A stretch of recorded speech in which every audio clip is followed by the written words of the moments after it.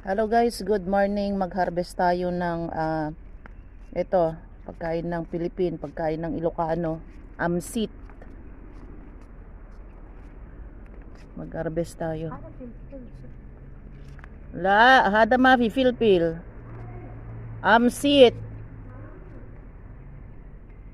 Basimsim pilpil hada wara. Simsim pilpil warag.